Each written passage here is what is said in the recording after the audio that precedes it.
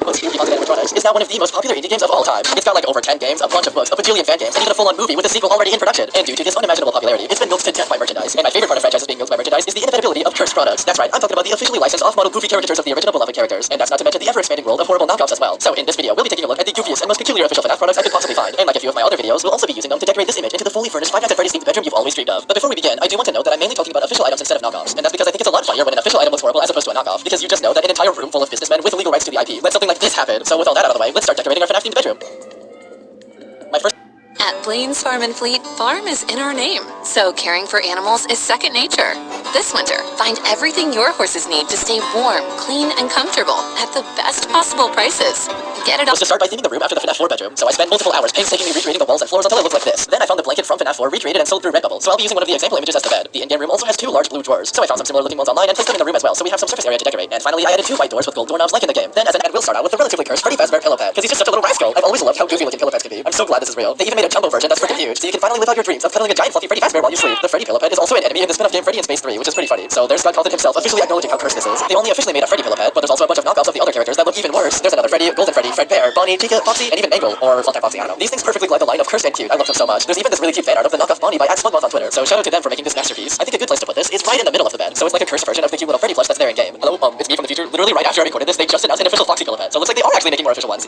Next we'll be going over all the weird Funko plushies, but most of them also have figure counterparts, so we'll be doing both figures and plushies at the same time. Funko is pretty infamous for being one of the main suppliers of FNAF merch. I'd say like 75% of the items in this video are somehow owned by Funko. They also keep making figures and plushies of the cursed ugly cosmetic skins from the FNAF AR mobile game, which is the main focus of this section. First up, we have the Easter collection. There's Chocolate Freddy, Chocolate Chica, Chocolate Bonnie, and Easter Bonnie. These things are just so haphazardly over-designed and weird looking, although I do want to eat a Bonnie figure. There's also Christmas ones too. There's Santa Freddy, Elf Bonnie, Snow Chica, what the frick is this? Gingerbread Foxy, and Nutcracker Foxy. Most of these ones actually have Funko Pop figures too that are just horrifying. Snow Chica is easily the weirdest one, especially the plushie. I cannot believe this abomination is official Five Nights at Freddy's merchandise. We also got the tie-dye series, which are pretty infamous for being the laziest piece of FNAF merch of all time. They're just ugly tie-dye recolors of some figures, pop figures, and plushies, and they're commonly known to be the worst-selling Funko FNAF figures by far. The funniest one is easily the Springtrap tie-dye figure, which just looks like moldy cheese. Why does he look so gross? There's also Liberty Chica, which is just the statue of Liberty but as Chica. Like, what even is the inspiration for this? Why did they even add this to the AR game and then also make a plushie and figures of it? And finally, there's also Shamrock Freddy. Okay. There's also this really ugly Ennard plush that looks kind of stupid. Ennard does not translate well into plushie form, and they didn't really give it that good of an attempt, honestly. Just look at how awesome he looks in game, and then just look at this geezer. Actually, I don't really want to look at this doofus anymore, so I'm just gonna shove him under the bed. Hopefully that doesn't hurt his feelings too much. But now we have a plushie I have personal beef with. Funko's Glamrock Chica plush. Because what the frick? Glamrock Chica is literally the silliest gal in the franchise, and they did this to her? Why does she look bold? The main things that are completely throwing me off here is the complete lack of her massive earrings, and the huge bow and ponytail is just turned into this little goober. And the weirdest one of them all is how Chica has makeup on both sides of her face, and they only put it on one freaking side? How can you possibly remember to put one and then forget the other one? I'm sorry, this design makes me so freaking angry. Thankfully, the Glamrock Chica YouTube plush is a lot better because it perfectly portrays how she has no thoughts. Nothing going on inside that silly little head. Love her. And finally, the most oddly specific Funko plush is the Exotic Butters. It's so funny that they made a full-on plushie based off of a single joke. It's made in a similar way to the Hello Kitty Fries plush from my French Fry Products video, where there's Velcro on the bottom to keep them in place, even though the butters are all separate items. Overall, as we can see in this section, Funko's figures and plushies usually have extremely weird proportions and a general lazy ugliness to them compared to the actual designs. I don't completely blame them because they are a very cheap option if you don't want to waste that much money on a FNAF plushie, but the fact that these can be so consistently missing details is pretty embarrassing for such a huge company selling official FNAF merch, and the heavy focus on completely made-up, non-canon, stupid-looking skins is also very underwhelming. Although not everything they make is bad, some of them are actually quite good, and I guess the ugliness does have its charm at times. I guess the company Good Stuff has also tried to make some of their own FNAF plushies, but these are possibly an even bigger blunder than the Funko ones. They have two separate series, the standing ones and sitting ones. First we have the sitting ones, and oh my god, their eyes are bulging out of their heads. What the frick? These things are genuinely terrifying, especially with how misshapen the heads are and the eyes looking different directions like a freaking goldfish. Like, what the frick is this massive tent? There's also the standing ones, which are done in a completely different style, and they still look pretty terrible because of the giant eye sockets, low quality materials, and messed up proportions. Thankfully, they only made a few of them, just Freddy, Bonnie, Chica, and Foxy. Although, unthankfully, there were many more of them planned that just never released. And we sadly actually have photos of these dinguses. There's a few Funtimes, Ennard, Balloon Boy, and Baby, who look so freaking terrifying. What the frick? So far with all these plushies, I've been pretty underwhelmed with how they don't randomly jump scare you all the time like in the games. So good thing in 2018, GameStop released these animatronic plushies that have motion-activated jump scares. And wow, would you look at that? It's made by Funko. There's a Freddy and a Foxy, and if it detects any motion in front of its face, it tries to jump scare you. And the jump scare sound is just some weird, annoying distorted version of the FNAF 2 scream.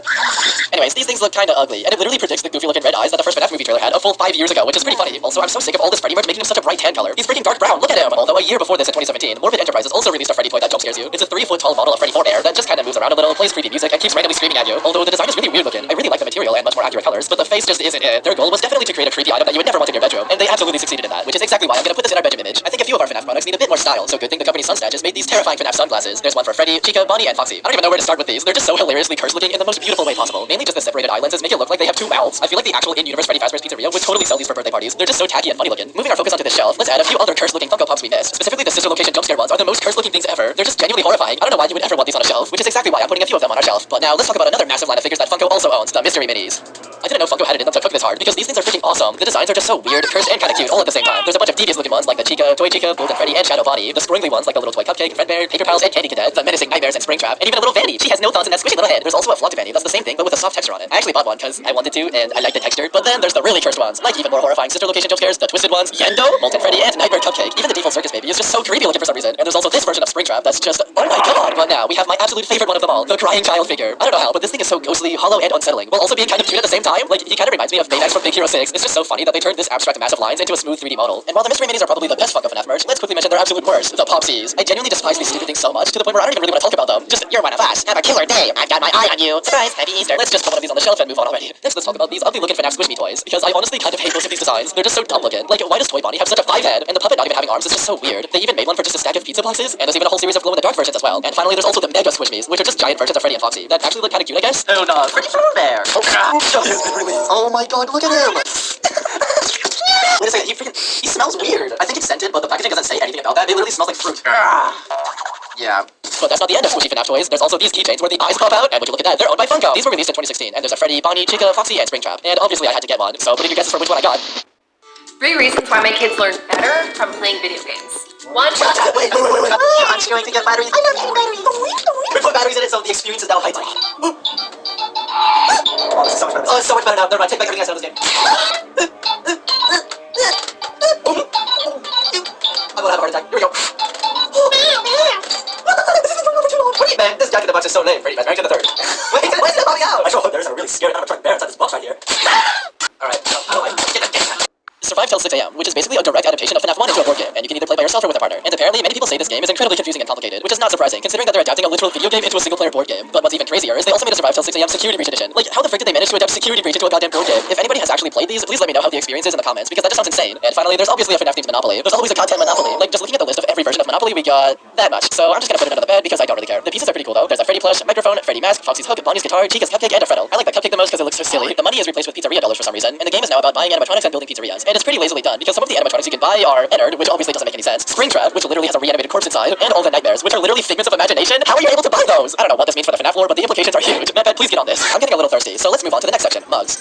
And since we're out of shelf space, let's go ahead and build another shelf specifically for all the mugs. First off, we got the official Golden Freddy mug by the company Just Funky, which is so freaking creepy looking. I hate this dingus. It's just a big golden Freddy face jutting out of a black mug. Just Funky also made a normal Freddy mug, which is even more cursed. This time, his entire head is the mug, and it's also got an optional lid for his hat. I also love how his eyes are looking in slightly different directions. But now, we got the Hot Topic FNAF mug. That looks so bad to the point where I originally thought it was a knockoff. What in the actual fridge is this thing? Go away! Just to remind you, a bunch of businessmen with official permission said that this was okay, and I'm so glad they did. Although it seems like they were a little embarrassed by it, considering that I can't find any other photos of it online. The only real evidence of its existence is this store page on Hot Topic's website that's still not taken down, and the fact that Scott Puffin actually put it in a Freddy and Space 3 boss fight, which is pretty funny. During my research, I also found photos of both a Chica and a Foxy one too, and there still might be even more of them out there, but as it stands, they did a very good job completely wiping these creatures from existence. Along with the tea we'll drink from a Cursed FNAF mug, we can also eat some official Five Nights at Freddy's cereal in the morning too. First up, there's the Funko cereal, because of course Funko also makes cereal. Anyways, they released a FNAF edition in 2018, specifically based on Blacklight Rockstar Freddy, which is just so oddly specific, and the cereal itself is not really that interesting. But that's not the end of FNAF cereal. There's actually one more that was officially released, the Nightmare Puffs, released by the FYE company, also in 2018. I can't believe the two only FNAF cereals released in the same year. The packaging literally looks like a fake branded cereal that would be in one of the games as a joke, but no, it's actually real. The back also has a cutout to make a withered Freddy mask, which is amazing. As we get up in the morning, we're obviously gonna need some FNAF themed slippers, so good thing Hot Topic sells these horrifying ones. God, I love slippers that make the character's head poke out of the front. They're always so goofy. But before we leave for school in the morning, and dear God, I hope our school is FNAF themed as well, we'll need to wear one of these terrifying FNAF backpacks that are also sold by Hot Topic. There's either a golden Freddy or a withered Foxy, and I think the Foxy one looks cooler, so I'll be using that one. And to further theme our backpack even more, let's also check out this set of FNAF flip clip-on thingamajigs by Toywiz that are just horrifying. There's our Freddy, Foxy, Chica, Bonnie, and Golden Freddy. They all look pretty stupid, especially Foxy. He doesn't even have a hook, just metal hands for some reason. So I'll just put a few of these on our backpack. But I also found this Springtrap keychain that's just an anomaly to me. I have such an intense emotional reaction to this item, and I can't pinpoint why. He just stands there like that, with his big head. He looks like a deer in the headlights or something, not doing any sort of pose or anything, just emotionless standing. Okay, so I actually bought one, and he looks so freaking different than the photos online. Why does he look so soupy?